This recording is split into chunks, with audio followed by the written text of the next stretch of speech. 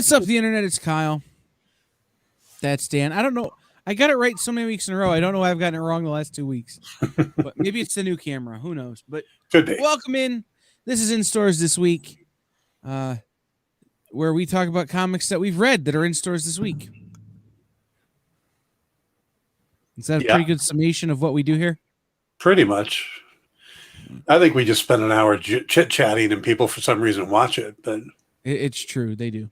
And that's what we do. We didn't get to talk about it last week. I finally watched Book of Bob Fett. Ah, what'd you think of Bob? I liked how there wasn't a lot of talking. Like 12 minutes with one line? Yeah, long sequences where I could just kind of sleep. But no, it was I'll be honest. It didn't grab me the way Mandalorian episode 1 did. Yeah, and I'm hearing that from a lot of people. I think the first episode was to serve a purpose, which was to not only clear the questions people had of how the hell to get out of the Sarlacc pit, get that out of the way, set up, how Cobb Vanth ends up with the armor, get all of that set up, but also to really establish the whole connection to the Tusken Raiders, because I think that's going to be a big part of the series. Yeah, no, I agree. I mean, I liked it. To me, you know what it felt? It felt like if I were going to do a depiction of an RPG, where one of the characters is playing a Boba Fett style character. Like, this is kind of how you would, okay, fine. All right. You want to play the greatest bounty hunter in the universe, and you're going to join the Mandalorian and his team later. This is how we get you there. I'm making you sleep, Jeff. Then I'm doing my job. Yeah, there was supposed to be 6 episodes. Now there's 7. So I kind of get the feeling they went, we really need to tell this Sarlacc pit thing. They're going to keep pushing for it. Let's just get it out of the way. Just get it out of the way first. It's true. I mean, there's a level of that. Yeah, it kind of felt maybe like it was tacked on at the beginning or the end. Yeah. Right. I understand, Jeff. I know I yawned. I'm doing my job.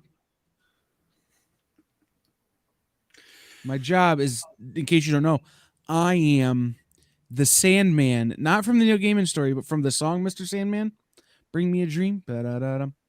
So I'm doing my job.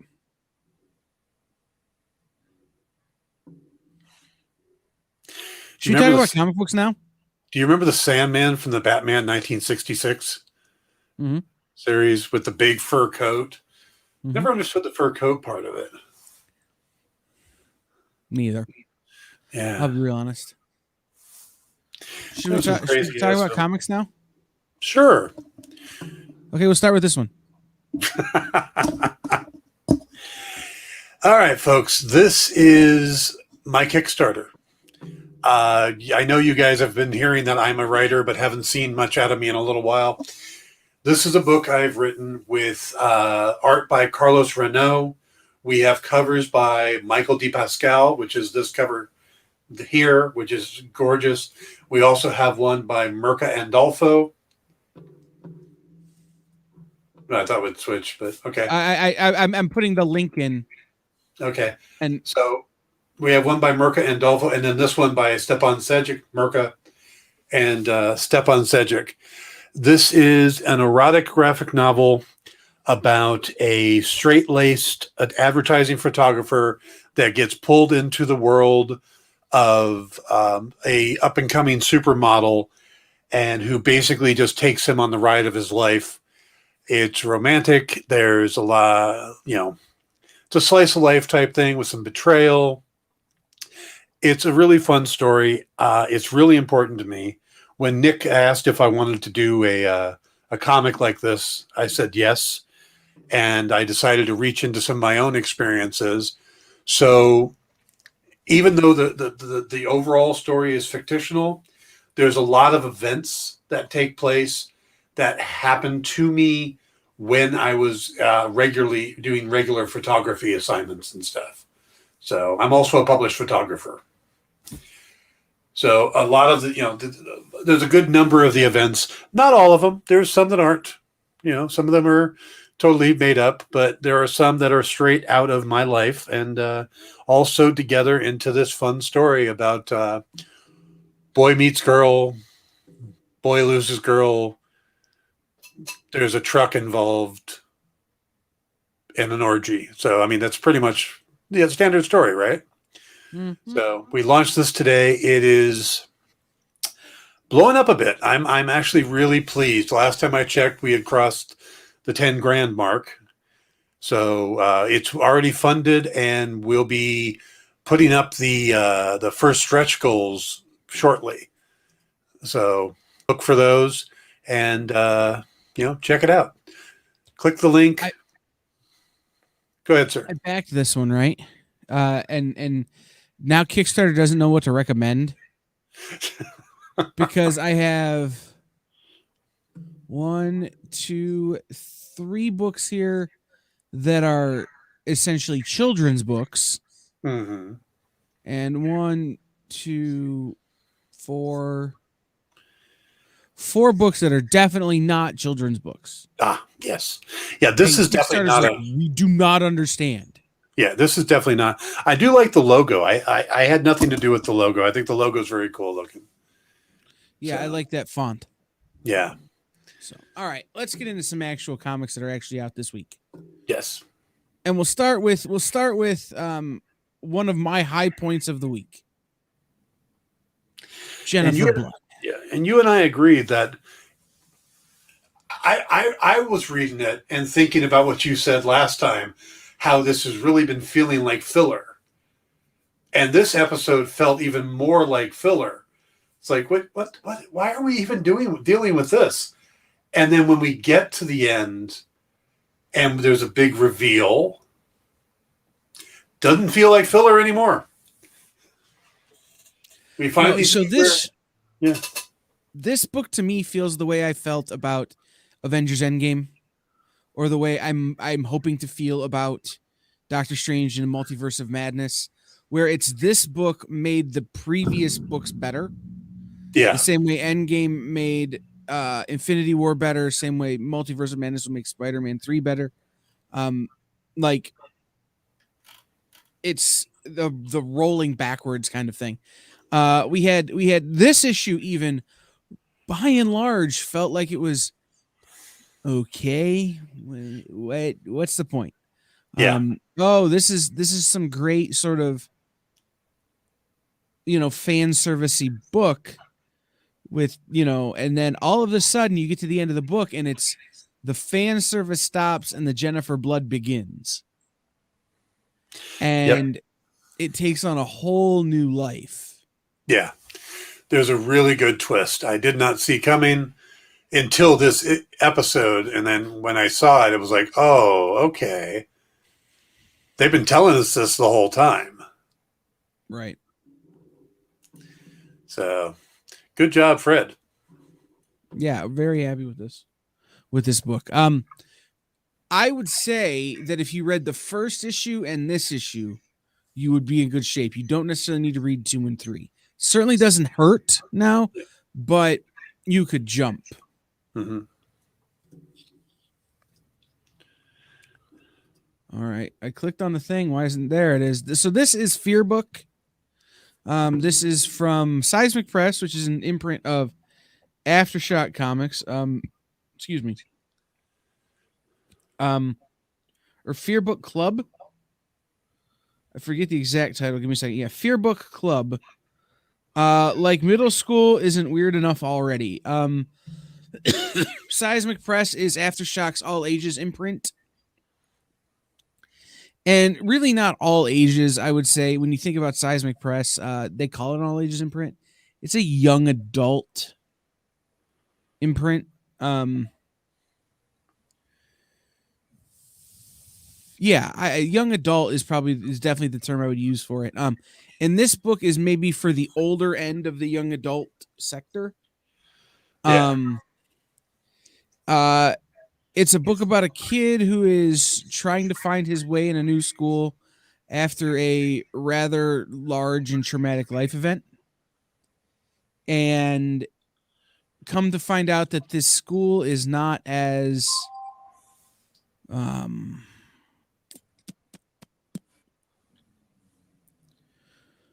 schooly as it seems. You have some elements of some stories that you've heard before. Um, if you think American Gods, the sacrifice that gets made in the lake in Wisconsin, is a good reference. Similar sort of points of reference here, but what you find is you find this kid because of his love of photography wrapped up in this much bigger story than he bargained for, and it's how he deals with that. And there's some supernatural, some paranormal stuff to it to fit with Source Point's, or not Source Point, Aftershocks motives. But overall, good book. I wouldn't give it to your young children. It will scare the crap out of them. I only had a chance to scan through it because I got it very late, and reading an entire graphic novel while doing my earlier show and everything, I was not really in the ballpark. But the quick scan of it, what I did read, it does look good. It's good looking art, and I could pick up the story idea pretty quickly. So I'm going to go back and read it all the way through. But there's a part in this book where the art changes because some stuff happens, and it's really unsettling when you've read 2/3 of a comic book with one art style and then it changes, and you're just kind of trying to read through it and you're getting through it, and then it changes back, and you're like, oh. I would imagine it's the feeling that a similar feeling to the feeling the characters had when they were experiencing what they were experiencing in the book. Yeah. And the twins are creepy. And they're very funny. Yeah. All right, this is another YA all ages book. This is Matrix Jr. No, well, kind of. Buckhead number 2, yes. Yeah. Oh no, it absolutely feels like Matrix Jr. Yeah.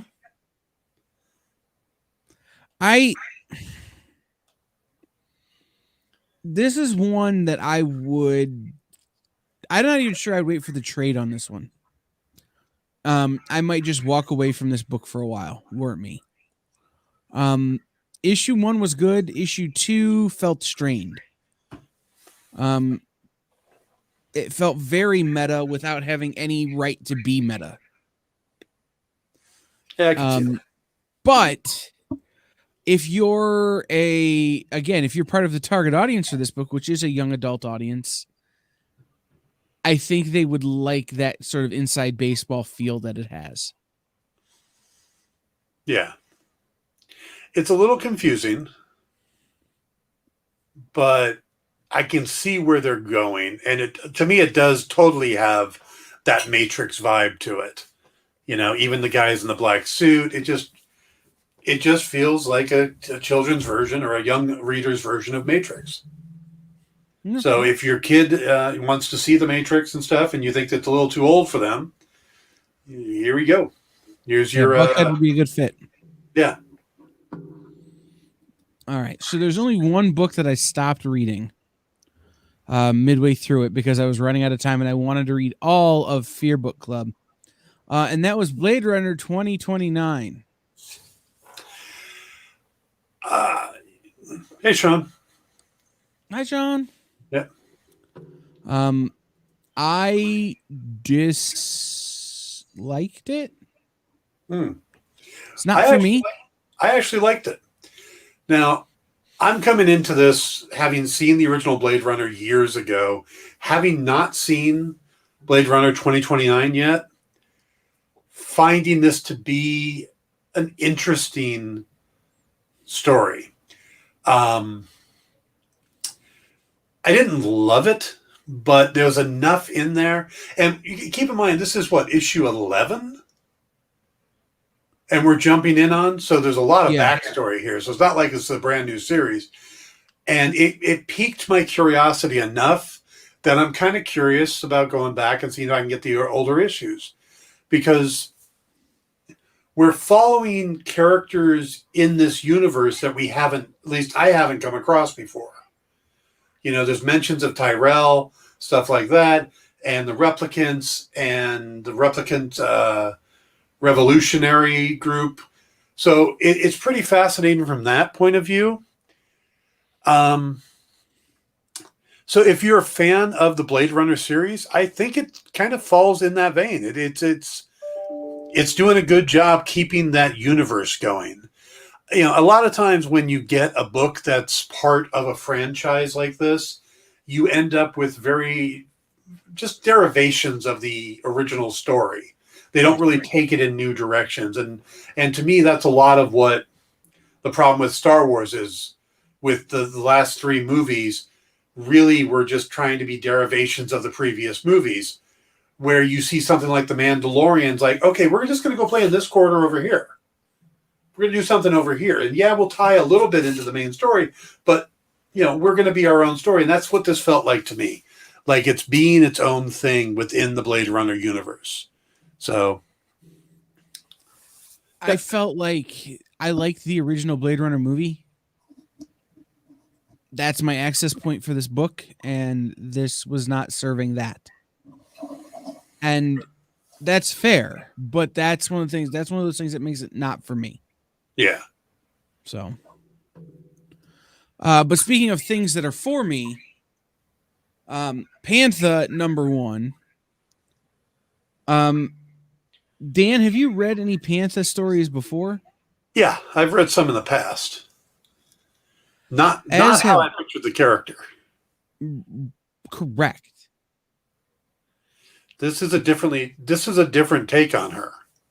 Very much so. And I loved it. Yeah. Panther is one of these characters that's been around for what feels like ever. Mm-hmm.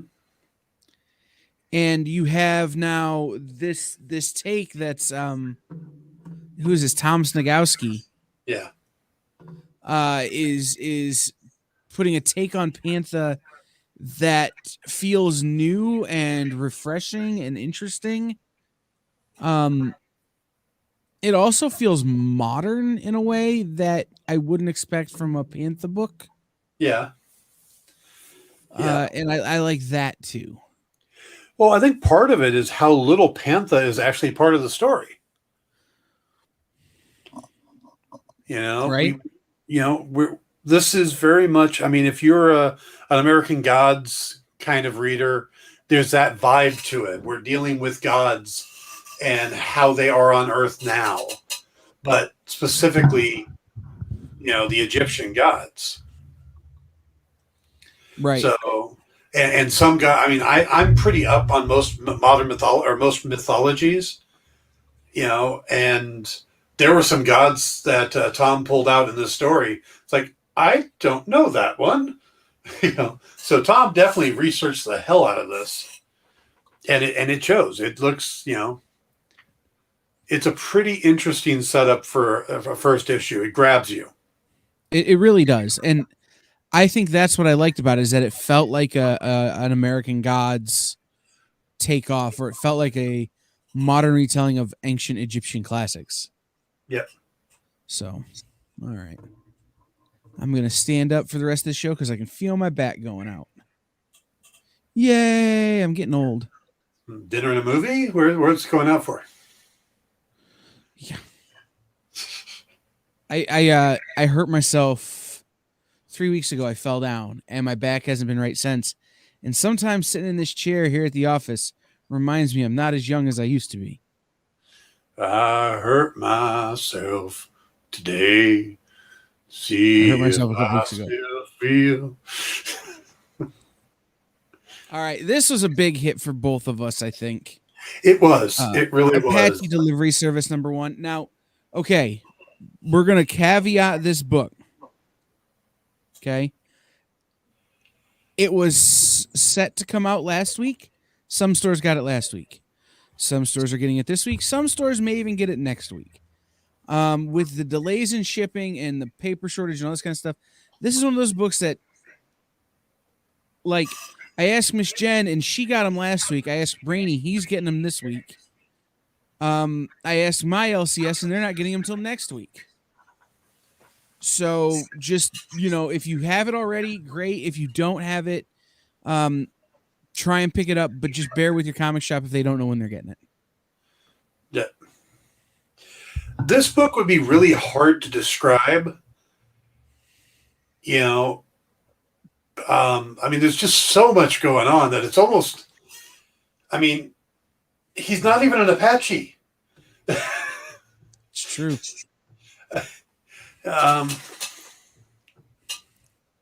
Yeah, if you're a Matt Kent fan, just buy the book. I'm not sure how else to describe it.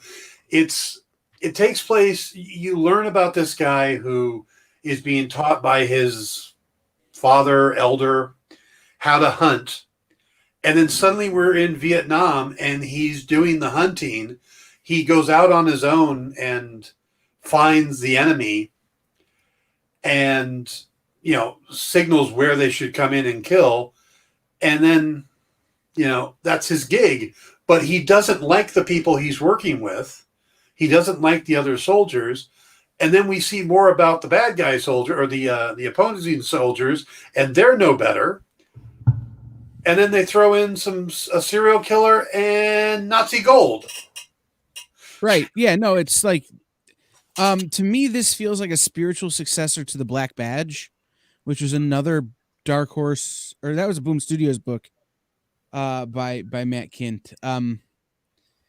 It really did have this sort of, we're going to set it against a war background, so you're not paying attention to the thing you should be paying attention to. Mm-hmm. Kind of feeling, and I could feel a lot of misdirects in this book to start off with. So, the interesting thing to me, at least, about this is that this era that it's set in and kind of the concept that we see isn't one that gets explored a ton in modern comics. Yeah. And the thing you find out at the end of issue 1 really does kind of hook you in, for better or worse, to issue 2. The setup of it feels like it could easily be a movie. Yeah, very easily. And, that it would be directed by Steven Spielberg and Tom Hanks. Yeah. Yeah. Or Zack Snyder. I will never say a movie should be directed by Zack Snyder. I didn't say it would. I said it could. Or it should. I said it could. Just because you can do something doesn't mean you should. Okay, fair. Then Zack Snyder could have directed The Last Matrix.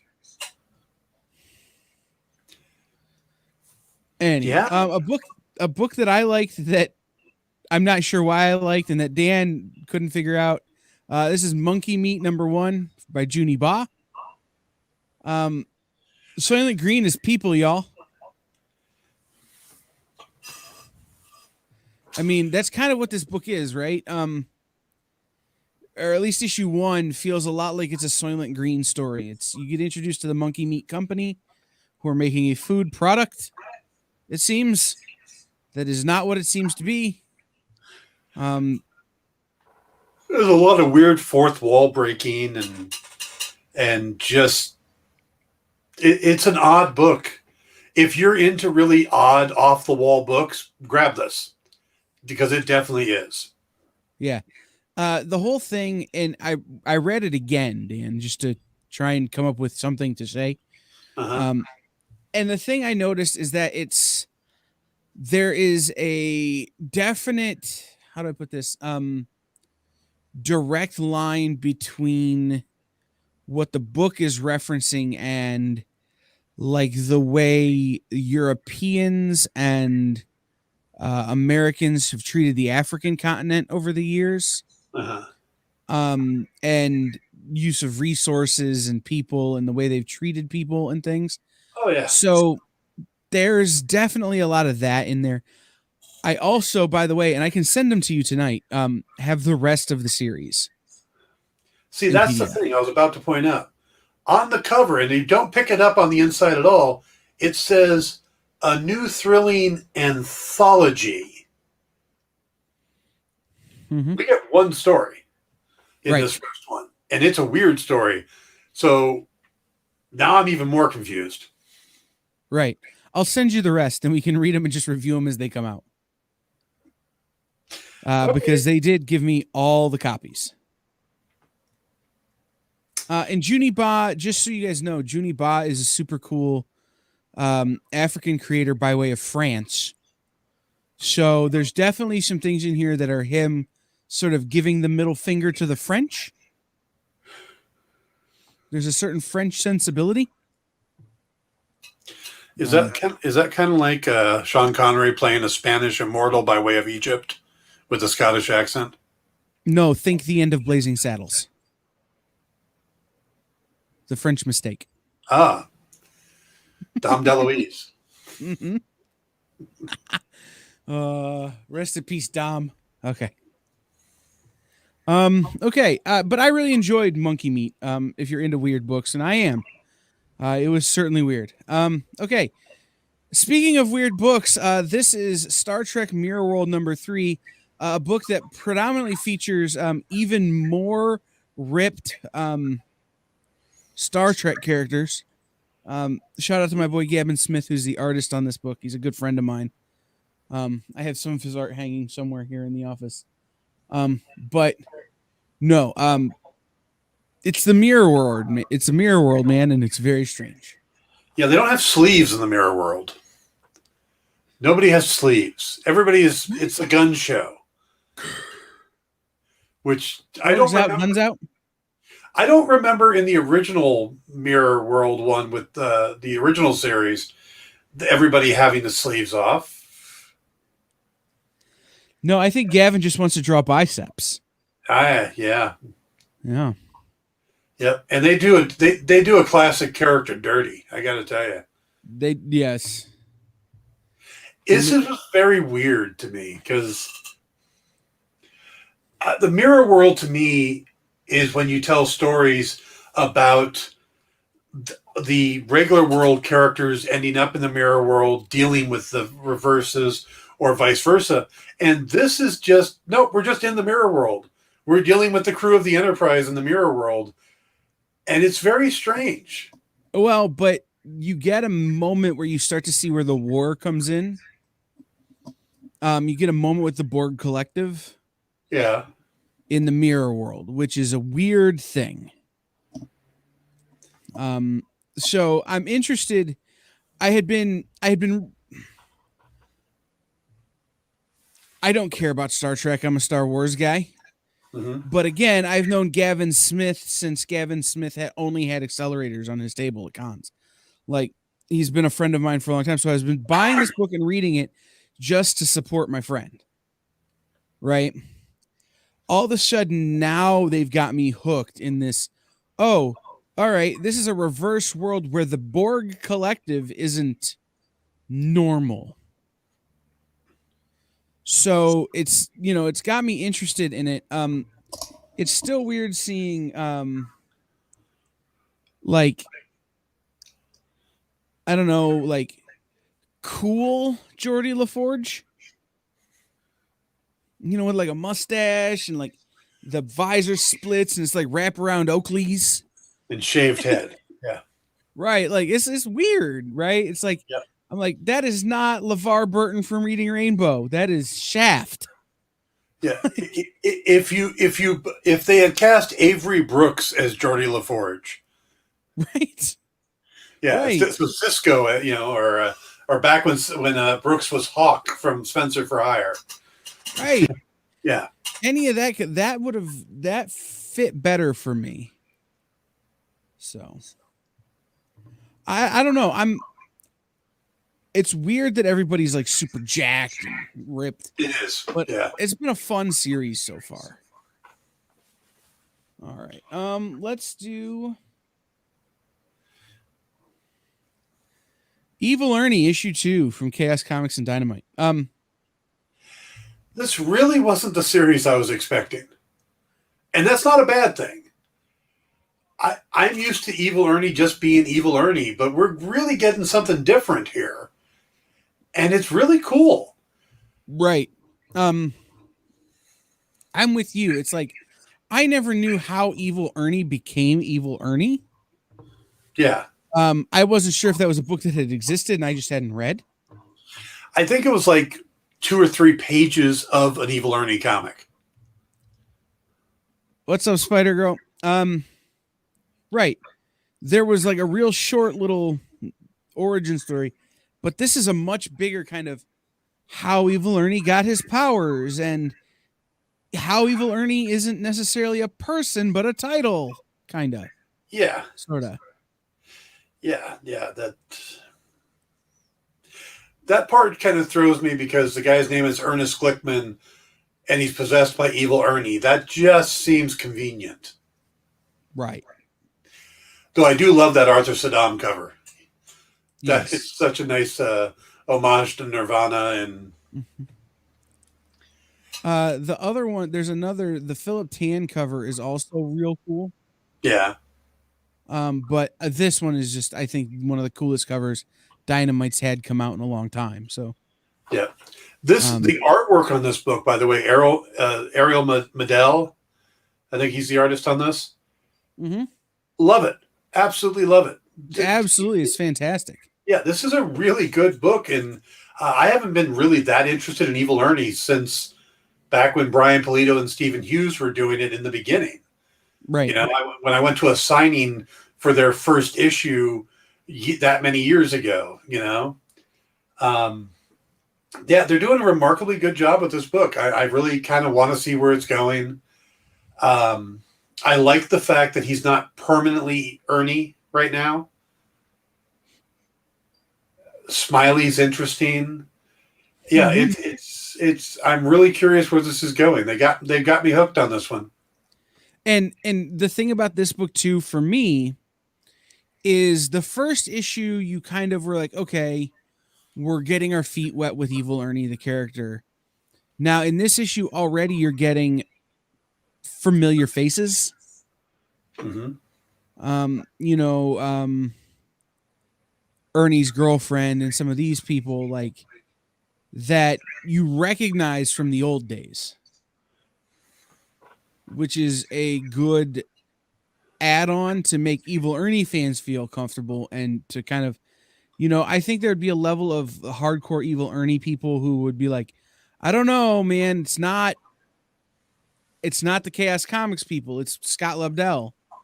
Yeah. That would be a little standoffish. Mm-hmm. And in this character, they start introducing Linus's blanket, as it were, for the Evil Ernie universe, some constants. So I like it a lot. I think the Fiends would like it. 100%. All right. So the last book I have, Dan, have we gone through everything already?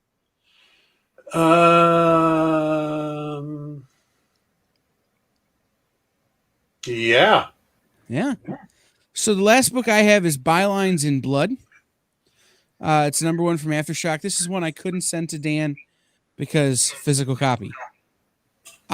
Although I have made progress on getting you digital copies of the stuff to send me physical copies of. Just a matter of getting that worked out to get that email sent. Mm-hmm. So this is a story about this woman who's in the middle of the cover here, who is a private detective in a post-apocalyptic world. They're all wearing masks. That's been ravaged by a pandemic. But what happens is, coming out of the pandemic, you have the rise of a number of you have the collapse of the economy and the collapse of sort of a civilization. So it's a documentary.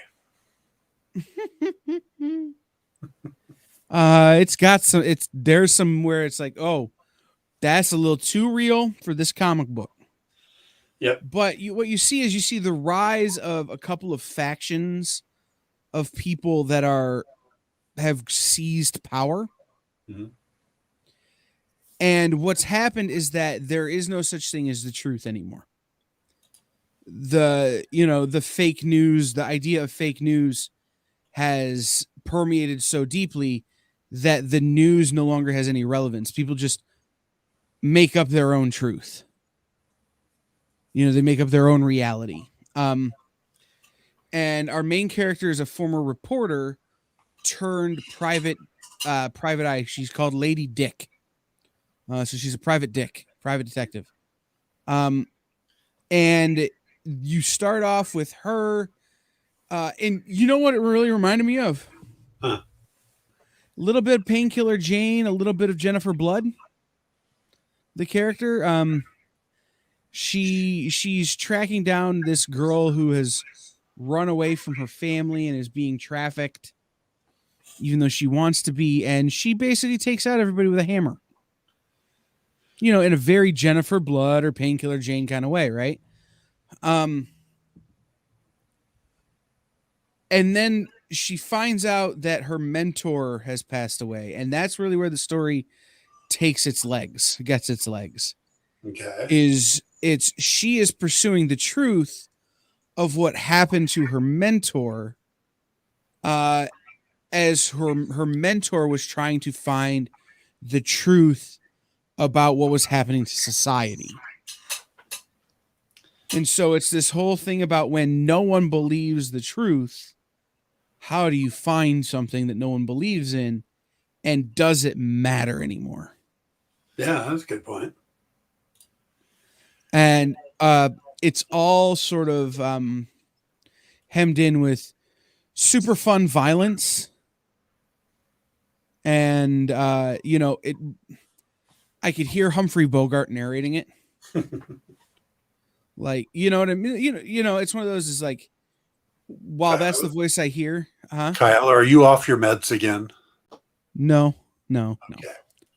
But because it's a female voice, I was trying to think of a female voice that, maybe Susan Sarandon. I don't know. Tina Fey from Only Murderers in the Building. No. This is a crime podcast. Yeah, I know, but like, you know what I'm getting at. Like, if it's that Humphrey Bogart, she walked into my office, see, and Yeah. But it's got to be a little bit more velvety than that. But really cool. Kathleen. Oh, who would be perfect as the lead character? If I were going to dreamcast or fantasy cast this, Priyanka Chopra Jonas as the lead character. Okay. Looking at her, I was thinking Zooey Deschanel. Yeah, I mean the character is Indian in the story. Oh, okay. Yeah, it's hard to tell by the cover. That's all I've seen. Yeah, no, and that's fair. But it's like, but when you think about voices and looks and styles, Priyanka Chopra Jonas would be a perfect casting. Okay. So, really a fun book. I'm very excited for number 2, which I don't have yet because why would they send me a PDF of number 2? So, all right. Should we look at some things that are coming out next week?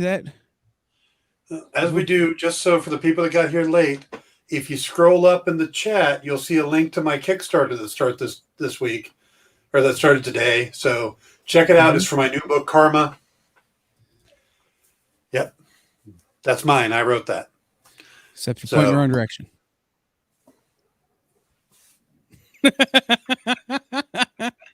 Yep. We got 3 amazing covers. And then this cover, there's also a naughty version if you're into that sort of thing. Right. Yeah. So very excited. If you want, Dan will sign your book if you back it at a high enough level. So just some things that are coming out next week that I can almost guarantee you that Dan and I will read. There's a book called Rain. Yes. Coming out from Image Comics. And I know we're going to read that one because we already have the PDF for it. Yeah. But that's written by David Boer. That's an adaptation of a novella by Joe Hill. Oh, okay. I probably Hell Sonia #1 from Dynamite Comics. Definitely. Will probably definitely be on our list. And I mean, who knows what else? Those are just 2 that I can almost guarantee we'll read. Yeah. What are these? Hold on. the last session, number 2, we have for Mad Cave Studios for next week, as well as I will likely have a copy of Maniac of New York, The Bronx is Burning, number 2. If you've got a book that you particularly love or a publisher, and we don't cover them, it's because we don't have access to the review copies. Right. You can contact them and suggest it. That, hey, you need to send review copies to these guys at the Experience in stores this week. I was just talking to a gentleman today who has a couple books he has coming up, and he's like, "Would you be willing to cover them?" Like, yeah, just get us the PDF. That's pretty much our criteria. Right. If we can read it before the show, we will talk about it. Right. Send it to us, and we'll read it. Yes, we're not picky. Yep. So Marvel DC too. If you guys over at Marvel and DC want to send us books, we'll read them. Yeah. Yeah. I doubt they will, though. Yeah, I know. Yeah. More books from Image would be great. Right. But the ones we're falling in love with are the ones we're getting to read, like the stuff they're doing at Valiant. Right. Or, the Aftershock books, things like that. They're fantastic books, and we're getting to read them. The Dynamite books. I mean, Pantha and both Pantha and Evil Ernie this week were fantastic and above my expectations. And then Jennifer Blood really nailed it too. So we did 3 Dynamite books today because they were good books and we had access to them. Nick sends us the PDFs. That's right. That's right. Hey, and this is something I will say too. Like, when I had my store open, I read every book that came out every week. It was like a point of pride. Like, I would stay late after long days and read and read and read so I could say I've read everything. But I'm getting to read books that I wouldn't have read if I were doing this on my own, if we weren't doing it for this purpose. And it's been super great. Like, Pantha is one I would have read, but I probably wouldn't have read Nyx or Barbarella. Yeah. That we've been reading. So I think a lot of what they're doing right now is that they're allowing different voices to come in and take them in different directions. It's like Red Sonja. We've been getting a certain kind of Red Sonja for a long time. Gail Simone did Red Sonja for a long time. And then, Mark, I can't think of Mark's last name, did Red Sonja. But now we've got a Mirka Andolfo version of Red Sonja. We've got the Invincible Red Sonja, which is Jimmy Palmiotti and Amanda Connor, which is we've got this new Red Sonja, Hell Sonja. Yeah. That's coming from Christopher Hastings. Yeah. So there's a lot who will be on with Miss Jen next Monday to talk about it. Nice. So, Sean was saying that he wants to read some Dynamite books. Check out Invincible Red Sonja. Check out Jennifer Blood and the new Evil Ernie series. And definitely check out the Karma series that Dynamite is doing. It's a Kickstarter on the Thrill Above. Had to try.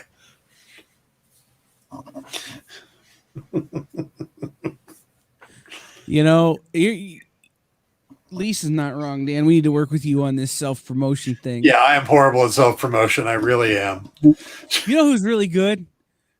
You should call Raven and be like, how do I be more like you? Oh, I'm just going to give him the link going, promote this for me, please. Because he always talks about the first job I ever did story time. First job I ever did when I worked for Bleeding Cool was before I got hired. There was this string of porn parodies, comic book porn parodies that became big. And they got invited to the set of a Supergirl porn parody. Rich Johnson, being in England, couldn't come out here. So he reached out to a couple people and said, hey, anybody want to go? And I'm like, yeah, I could go. Well, I wasn't actually able to go to the press event. So I ended up going they invited me on a different day. So there was no other press when I was there. And I hung out on the porn set for the day and watched an orgy scene and all this other stuff.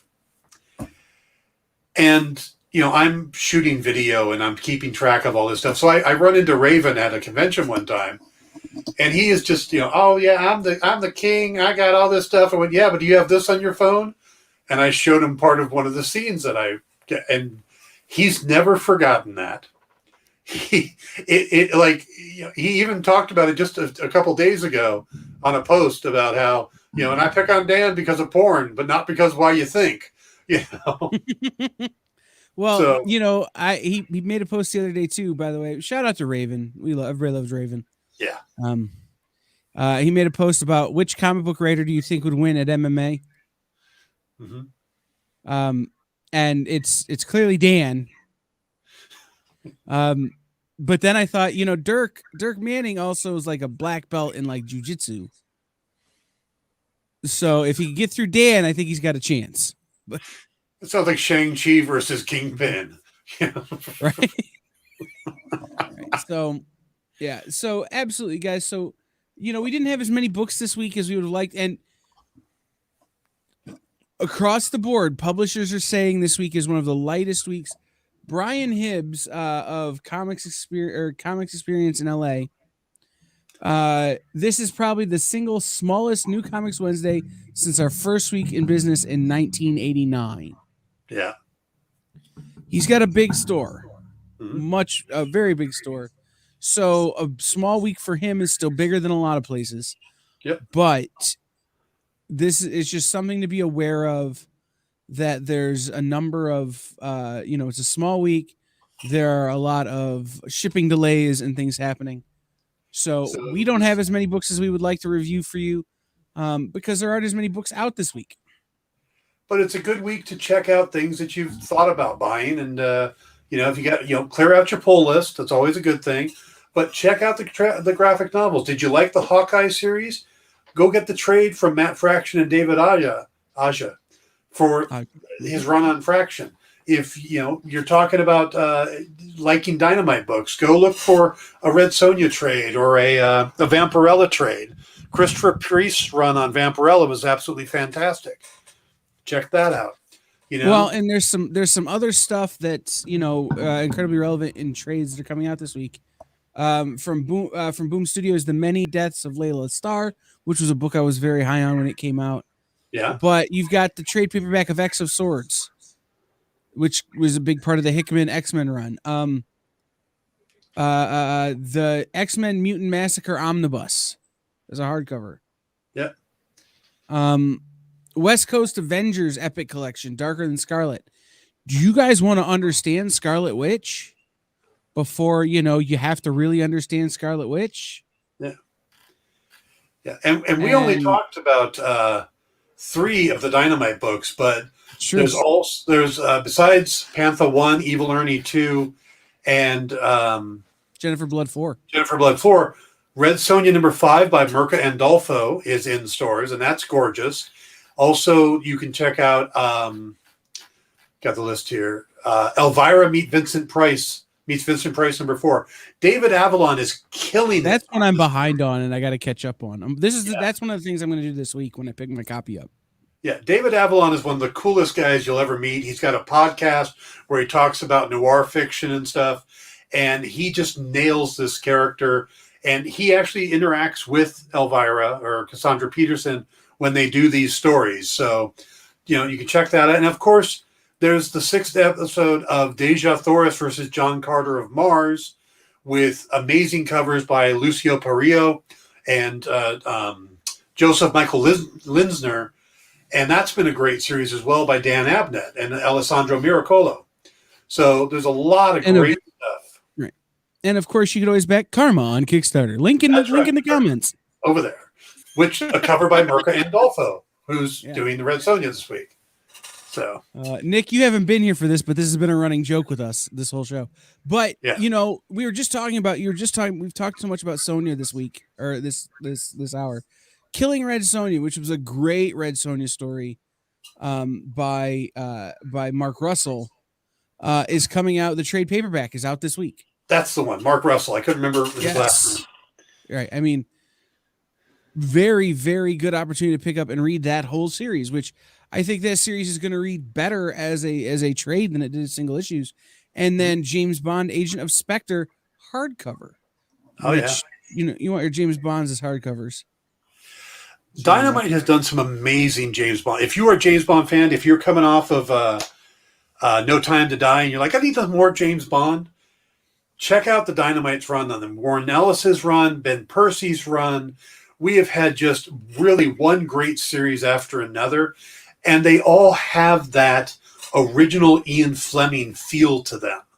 They go back to the original source material. So it doesn't matter if you're a Sean Connery fan, a Daniel Craig fan, a Pierce Brosnan fan. This is pure James Bond when they do them over at Dynamite, and well worth checking out. There's even a one shot of Moneypenny. So if you want to see what Moneypenny's like outside of the office, Dynamite got you covered. So. All right. And then from the list of books that I read when they first were made available, and haven't been available since, and maybe I got it at a convention, I don't even remember. One Hit Wonder, the One Hit Wonder trade paperback from Fair Square Comics. It's a super indie, but it's very good. It's in wide distribution this week for what I can tell is the first time. I'm relatively sure I picked this up from Dennis Calero, maybe, or Tom Lyle at a convention. Cool. But it's a cool book. Check it out. It's about a hitman. So, I mean, there's a lot of stuff to take advantage of this week, being a little bit of a lighter individual comic week. So just make sure you do that. Yeah, and if you can find absolutely nothing that you want, you got a little extra money you want to spend, buy a gift card and give it to somebody who doesn't normally go to that shop. That way it gets them in the door. It helps the retailer. Yeah. And if you can really find absolutely nothing, head over to Kickstarter and back Karma.